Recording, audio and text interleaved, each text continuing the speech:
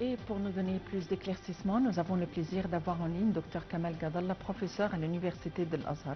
Dr Kamal Gadalla, bonjour et bienvenue avec nous. Bonjour. Bonne fête. Merci, bonne fête à vous, tous les mois du monde, dans les 4 coins du monde. Docteur Gadalla, aujourd'hui c'est le quatrième jour de fête pour nous, mais que se passe-t-il à la Mecque à présent? Ah, oui, c'est fini en fait pour les actes de pèlerinage parce que hier c'était le dernier jour de la lapidation de Caillou, la dernière lapidation. Puis c'est qu'on fait en fait après c'est ce qu'on appelle tawaf al-ifada en arabe, c'est-à-dire la circumambulation de déferlement. Pardon, de cette tawaf al-wada', d'adieu, c'est-à-dire de faire l'adieu à la Mecque, à la Sainte Mosquée. Donc, il est préférable que cela soit le dernier acte mené par le pèlerin ce jour. Donc, soit par exemple pour revenir définitivement à son pays, soit pour se diriger, il faut rentrer à Médine, parce qu'il y a parmi les pèlerins ceux qui font la visite de la mosquée du prophète avant le pèlerinage, avant les actes de pèlerinage, et d'autres qui le font après les actes de pèlerinage. Donc, après cette circumambulation d'adieu, on se prépare soit à se diriger vers Médine, soit à regagner son pays. Mais pour les actes de pèlerinage, donc c'est fini, c'est aujourd'hui en fait, même aussi hier pour ceux que veulent anticiper un peu en fait le départ, c'est presque fini à partir d'hier et aujourd'hui au maximum pour celui qui a compté 3 jours à Mina au lieu de 2. Donc c'est aujourd'hui, oui, c'est la fin des actes de pèlerinage. Est-ce que c'est possible de faire en même temps, de relier le Hajj à la Umrah et de faire les deux en même temps? Ah oui, oui, on a le droit de faire les deux en même temps. Nous avons 3 formes de pèlerinage. Nous avons ce qu'on appelle le pèlerinage ifrad, c'est-à-dire le pèlerinage seulement, c'est-à-dire seulement le pèlerinage. Si on arrive tard un peu, par exemple, si on est embêté par le temps, si on avait déjà fait Umrah avant, donc on pourrait commencer à partir du 8e jour de Zulhijja, 8e jour c'est Yawm al-Tarwiyah, puis 9e jour c'est Arafat, puis et ainsi de suite. Il y a aussi ce qu'on appelle Hajj de Qiran, c'est-à-dire en même sacralisation, c'est-à-dire qu'on commence par faire l'Umrah, puis on reste en fait sacralisant jusqu'à avoir terminé les actes de pèlerinage. Nous avons aussi le plus fréquent ce qu'on appelle Hajj al-Tamattu, c'est-à-dire à titre de défense, c'est-à-dire qu'on commence par l'Umrah, puis on se sacralise, c'est-à-dire en fait on rend la sacralisation, on mène une vie tout à fait ordinaire, comme ce n'est pas en pèlerinage, puis on commence la sacralisation encore une fois à partir du 8e jour, c'est-à-dire Yawm al-Tarwiyah. Donc on pourrait faire même plusieurs Umrah si vous voulez, mais après les actes de pèlerinage. C'est-à-dire celui qui sera encore à la Mecque, il a tout le droit d'aller en fait faire la sacralisation à partir de ce qu'on appelle les Tan'im, puis rentrer à la Mecque pour faire un petit pèlerinage Umrah, et ainsi de suite. Il n'y a aucun problème à ce propos. Les fêtes sont toujours une occasion de se rassembler. C'est-à-dire comment fêter d'une manière idéale? Est-ce que, à nos jours, évidemment, et compte tenu des distances, les gens parfois se contentent d'envoyer des messages. Est-ce que vraiment il faut se rendre visite et aller physiquement? Oui, je crois qu'aller physiquement, c'est plus sympathique, ou bien plus sympathisant quand même aussi, plus affectueux. Parce que, comme vous le connaissez très bien, ça ne suffit pas, par exemple, qu'on se contacte par téléphone. Et malheureusement, les outils de technologie avaient en grande partie rompu les liens d'ordre social ou bien d'ordre aussi parental, c'est-à-dire les proches parents ne se voient presque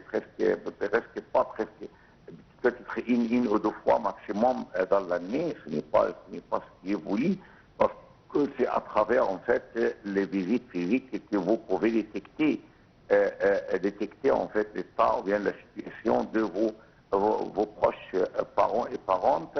C'est que ça ne se réalise pas par téléphone. Donc, il faut se rendre visite parce que ce jour, il est consacré à cela. Vous avez, par exemple, une bonne partie pour les voisins, pour les proches parents et tout. Il ne faut pas oublier, par exemple, que même pour les sacrifices, il renforce ces liens de voisinage, ces liens de parenté. Vous avez, par exemple, le tiers de la viande de votre sacrifice qui est consacré à la famille, c'est-à-dire aux proches parents. Et vous avez aussi, en fait, le deuxième tiers, c'est pour les pauvres, les posilions et les voisins. Donc, il y a plusieurs actes qui peuvent renforcer cette relation tout à fait intercommunautaire, intersociale. Donc, les visites physiques, dans le cadre du possible, c'est tout à fait nécessaire. Et comme vous le connaissez très bien, étant donné que toutes les familles se sont ramifiées, ils ont plusieurs rameaux dans plusieurs endroits, donc il faut commencer par ce qui est très proche, c'est-à-dire si vous avez par exemple des frères et sœurs, si vous avez des cousins et cousines, donc vous pouvez en fait commencer par les plus proches, c'est-à-dire ce qui appartiennent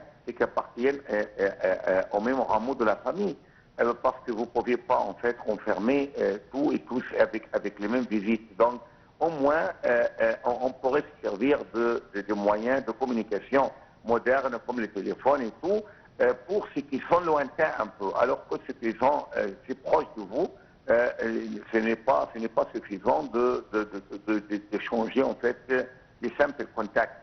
Mais les contacts physiques sont les plus importants parce que cela pourrait en fait réjouir davantage quiconque on lui rend visite, et aussi on pourrait aussi s'assurer qu'il va bien, qu'il soit santé au bonne, parce que comme vous le connaissez très bien, on pourrait à travers de telles visites connaître de plus donc comment vont les choses. Vous avez par exemple la timidité des personnes qui ne peuvent pas dire par exemple qu'ils souffrent, mais si on leur rend visite, on pourrait détecter leur situation d'une façon effective et par conséquent on pourrait se précipiter et se livrer à leur prêter l'aide. Donc c'est très très important la fête, ou bien l'occasion, et surtout les fêtes religieuses pour la solidarité musulmane. Il ne faut pas oublier à ce propos que comme ça vous rendez visite, vous rendez service en fait à la dimension sociale, à la solidarité sociale, et en même temps vous faites un acte tout à fait louable par Allah et recommensable auprès d'Allah, gloire à lui. Docteur Kamal Gadalla, pour ceux qui font des erreurs quelconques en faisant le Hajj, est-ce qu'à chaque fois il faut sacrifier? Non, c'est pas toujours, mais il y a normalement des fautes qui exigent le sacrifice, comme par exemple si on néglige un des piliers de pèlerinage, mais il y a, ce n'est pas toujours en fait le même sacrifice. Vous avez par exemple, il faut sacrifier un chameau et une chamelle. Si on a des actes, par exemple, charnels avec son épouse, alors qu'elle est en sacralité. Donc, comme ça, il faut sacrifier un chameau ou une chamelle. Alors que, par exemple, s'il se coupe le cheveu par erreur, par exemple, alors qu'il est encore en sacralité, donc, il pourrait se contenter de sacrifier un petit mouton. Donc, il y a toujours en fait des différenciations et des gradations en fait des peines comme des gradations des erreurs. Donc, c'est pourquoi le royaume de l'Arabie Saoudite, surtout les ministères des Waqf et des affaires religieuses, ont bien fait, en fait, ça fait longtemps, hein, de consacrer des bourreaux de fatwa, si vous voulez, pour tous les pèlerins, parce qu'ils peuvent tomber dans les erreurs d'une façon tout à fait inconsciente, ou bien sans en rendre compte.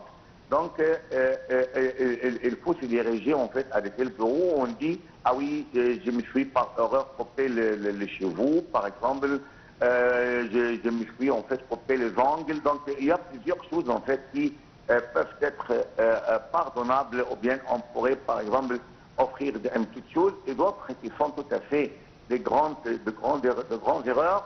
Donc, pour les expier, donc il faut un grand sacrifice et ainsi de suite. Donc, il y a toujours des directives et des orientations de la part des ulamas, soit à la Mecque, soit à Médine, et ils sont toujours tout à fait disponibles H24 heures par 24 heures. Et c'est très important également. C'est pourquoi on dit que j'invite aussi toutes les sociétés qui se chargent d'envoyer les gens au pèlerinage, de leur faire un petit stage, même pour un seul jour, par exemple, pour leur orienter et diriger avant de quitter leur pays à destination de la Mecque, pour que leur pèlerinage soit, dans le cadre du possible, correct, valide et, Inch'Allah, accepté et agréé par Allah. Docteur Kamal Gardallah, vous êtes professeur à l'Université d'Al-Azhar. Merci d'avoir été avec nous aujourd'hui. Aujourd'hui, en ce 4e jour de fête, reste à vous remercier, à vous souhaiter les vacances. Profitez-en et bonne journée à tous et à la prochaine.